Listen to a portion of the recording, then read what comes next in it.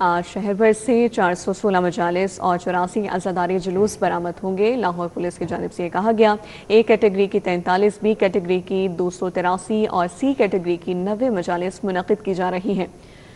سی سی پی او لاہور کا کہنا تھا کہ عشرہ محرم الحرام کے دوران دفعہ 144 پر عمل درآمد یقینی بنایا جا رہا ہے۔ مانیٹرنگ سیل اور کنٹرول روم سے مجالس اور جلوسوں کی سیکیورٹی کی مسلسل نگرانی جاری ہے۔ ڈولفن اسکواڈ، پیرف اور ٹریفک پولیس سمیت تمام فیلڈ یونٹس کو الرٹ رہنے کی ہدایت۔ یوم عاشور کے مرکزی جلوس کے روٹ پر بلا تعطل بجلی فراہمی کے انتظامات مکمل کر لیے گئے ہیں۔ لیسکو کمپنی کے 3 گرڈ اسٹیشن سے مرکزی روٹ پر بجلی کی سپلائی دی جائے گی۔ اس حوالے سے تفصیلات جانیں گے، شاہد سپرا ہمارے ساتھ موجود ہیں۔ شاہد سپرا بتائیے گا۔ لاہور الیکٹرک سپلائی کمپنی کی جانب سے یوم عاشور کے مرکزی جلوس کے روٹ پر بجلی کی بلا تعطل فراہمی کے انتظامات کو مکمل کر لیا گیا ہے۔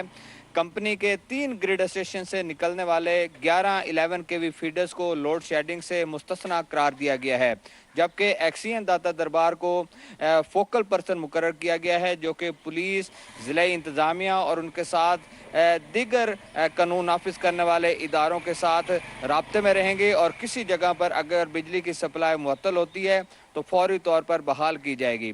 لاہور الیکٹرک سپلائی کمپنی کی میکلور روڈ ڈویژن اور داتا دربار ڈویژن کی سب ڈویژنز کے مجموعی طور پر 71 جو لائن سٹاف جو ملازمین ہیں ان کو 24 گھنٹے ڈیوٹیاں دی گئی ہیں، اور بالخصوص جب مرکزی جلوس اپنے روٹ پر گامزن ہوگا تو فرنٹ اور بیک سائڈ پر یہ ملازمین اپنے ڈیوٹی کے فرائض انجام دیں گے۔ دوسری جانب لیسکو کی جانب سے جلوس کے روٹ پر 4 مقامات پر جنریٹرز کی تنصیب یقینی بنائی گئی ہے۔ اگر لیسکو کے سسٹم میں اگر تکنیکی اور فنی خرابی آتی ہے اور بجلی سپلائی معطل ہوتی ہے تو دوسرا ذرائع جو ہے وہ جنریٹرز موجود ہوں گے۔ جنریٹرز کے ذریعے یوم عاشور کے مرکزی جلوس کے روٹ پر بلا تعطل بجلی کی فراہمی کو یقینی بنایا جائے گا۔ شاہد سپرا آگاہ کرے تھے، بہت شکریہ۔ محرم الحرام کے دوران شہر بھر میں سبیلیں سجا دی گئی ہیں۔ ٹھوکر نیاز بیگ، چوک چپرچی سمیت مختلف مقامات پر سبیلوں کا اہتمام، عزاداروں اور شہریوں کے لیے ٹھنڈے پانی اور شربت کا انتظام کر دیا گیا ہے۔ مزید انتظامات کے حوالے سے تفصیلات جانیں گے، طلحہ اشرف ہمارے ساتھ موجود ہیں۔ جی طلحہ۔ جی بالکل، 8 محرم الحرام ہے اور محرم الحرام کی مناسبت سے مختلف جگہوں پر شہر بھر میں سبیل کا اہتمام کیا گیا ہے۔ مفت میں جو میٹھے شربت ہیں، پانی ہے اور مختلف قسم کے مشروبات ہیں وہ بانٹے جا رہے ہیں، شہریوں کو پلائے جا رہے ہیں۔ یہاں پر بھی سبیل لگائی گئی ہے، وحدت روڈ پر موجود ہیں، ان سے گفتگو کرتے ہیں۔ بتائیے گا کیا پیغام دے رہے ہیں سبیل لگانے پر اور کیا کہیں گے اس حوالے سے؟ سر ہم یہ کہہ رہے ہیں کہ 7 محرم کا مولا حسین کا پانی بند ہے اور آج 8 محرم ہے، اس کی نسبت سے ہم نے شبیل ہر سال لگاتے ہیں، اور دوسرا مولا حسین کی قربانیاں جو سب دنیا کو معلوم ہے، اور پوری دنیا میں مولا حسین کی شبیلیں لگائی گئی ہیں اور ہم نے بھی ہر سال شبیل لگاتے ہیں۔ بالکل ٹھیک ہے، یہاں پر سبیل میں جو شہری ہیں وہ پانی پی رہے ہیں، شربت پی رہے ہیں، یہاں پر موجود ہیں، ان سے بھی گفتگو کرتے ہیں۔ بتائیے گا سبیل لگائی گئی ہے، کیسا عمل ہے یہ، کیا پیغام دیں گے؟ نہیں، یہ بہت اچھا پیغام ہے سب کے لیے کہ جیسا کہ آج 8 محرم ہے، محرم میں جس طرح ان کے لیے پانی کے مسئلے مسائل تھے، پانی کی جو کمی نہیں تھی، اس ٹائم بہت مشکلات تھی، اس کی یاد میں یہ سبیل لگائی ہوئی ہے۔ یہ ایک بہت اچھا اقدام ہے، یہ سب کو کرنا چاہیے۔ بالکل ٹھیک ہے، انسانیت کی خدمت اور محرم الحرام کے حوالے سے امام حسین کی قربانیوں کا درس دیا جا رہا ہے۔ طلحہ بہت شکریہ آگاہ کرنے کے لیے۔ بنیادی اشیاء خورونوش کی قیمتیں آسمان سے باتیں کرنے لگی ہیں۔ دودھ اور دہی کی سرکاری قیمتوں پر عمل درآمد نہ ہو سکا، اس حوالے سے تفصیلات جانیں گے، فریحہ بطول ہمارے ساتھ موجود ہیں۔ فریحہ بتائیے گا۔ بالکل، شہر میں مہنگائی جو ہے وہ سر چڑھ کر بولنے لگی ہے۔ شہر میں جو ہے وہ بنیادی اشیاء کی قیمتیں بھی جو ہے وہ آسمان سے باتیں کرنے لگی ہیں۔ اوپن مارکیٹ میں جو ہے وہ سرکاری قیمتوں پر عمل درآمد کو جو ہے وہ یقینی نہیں بنایا گیا۔ اس وقت میں ایک دودھ دہی کی دکان پر موجود ہوں۔ دودھ کی جو سرکاری قیمت ہے وہ سرکار کی جانب سے 170 روپے فی کلو جو ہے وہ مقرر کی گئی ہے، لیکن اوپن مارکیٹ میں دودھ جو ہے وہ 220 سے 270 روپے فی کلو کے حساب سے فروخت کیا جا رہا ہے۔ اسی طرح اگر ہم بات کریں دہی کے حوالے سے تو دہی بھی جو ہے اوپن مارکیٹ میں 220 سے 250 روپے تک فروخت किया जा रहा है। ऐसे में आम आदमी सफेद पोश तबका खासा परेशान है। उनका कहना है कि दूध और दही जो है वो हर घर की बुनियादी ज़रूरत है और इसकी बढ़ती कीमतें उन्हें खासा परेशान कर रही हैं। उनका कहना है कि दूध और दही की कीमतों को जो है वो कम किया जाए और साथ ही साथ ओपन मार्केट में प्रॉपर चेक एंड बैलेंस रखे। साथ ही साथ आज 8 मुहर्रम उल हराम है और जगह जगह शहर में दूध की जो है सबीलें भी लगी हुई हैं और ऐसे में दूध की ज़रूरत भी जो है वो बढ़ चुकी है। ऐसे में महंगे दामों दूध मिलना शहरियों के लिए किसी अजाब से कम नहीं है। शहरी यही गिला करते हुए दिखाई दे रहे हैं कि दूध की कीमतों को जो है वो कम किया जाए और साथ ही साथ जो सरकारी रेट है उन पर प्रॉपर अमल दरामद करवाने के लिए जो है प्राइस कंट्रोल कमेटियों को जो है वो प्रॉपर चेक एंड बैलेंस रखना चाहिए ताकि शहरियों को मियारी और सस्ती अशिया मिल सके। फरीहा, बहुत शुक्रिया आपका। पंजाब रेवेन्यू अथॉरिटी का फॉरेन एक्सचेंज सेक्टर की दस्तावेजी मैशत में शमूलियत के लिए अहम इक़दाम। फॉरेन एक्सचेंज सर्विसेज को पहली मरतबा पंजाब सेल्स टैक्स के दायरा कार में शामिल करने का फैसला किया गया है।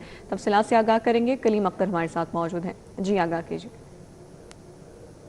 पंजाब रेवेन्यू अथॉरिटी की जानिब से सेल्स टैक्स का जो दायरा कार है वो वसी करने के हवाले से अहम ना सिर्फ फैसले किए गए हैं बल्कि इस हवाले से बाकायदा तौर पर जो इकदाम हैं वो भी उठाने का अमल शुरू कर दिया गया है। जबकि अब बाकायदा तौर पर पहली मरतबा जो फॉरेन एक्सचेंज सर्विसेज हैं उनको पंजाब सेल्स टैक्स के अंदर शामिल किया जाएगा। जबकि इस हवाले से न सिर्फ जो अमली तौर पर इकदाम हैं वो उठाने का अमल शुरू किया गया है बल्कि बताया गया है कि जो फॉरेन एक्सचेंज सर्विसेज है उस पर जो स्प्रेड चार्जेस हैं उसका 3% के मुताबिक जो सेल्स टैक्स है वो आयद किया जाएगा। जबकि इस हवाले से पंजाब रेवेन्यू अथॉरिटी की जानिब से ये जो मुतलका फॉरेन एक्सचेंज सर्विसेज है इसके अलावा जो मुतलका सर्विस फराहम करने वाले कुनिंदगान हैं उनको पंजाब सेल्स टैक्स निजाम के तहत न सिर्फ रजिस्टर किया जाएगा बल्कि इस हवाले से उनकी जो रजिस्ट्रेशन का अमल है वो 1 जुलाई तक जो है वो लाजमी करार देने के हवाले से सिफारिश भी की गई है। जबकि इस हवाले से ये भी कहा गया है कि जो मजवजा जो टैक्स इकदाम है उसके जरिए से न सिर्फ जो पंजाब के महसूलात हैं उनमें इजाफा होगा बल्कि इसके अलावा जो अहदाफ हैं वो हासिल करने के साथ साथ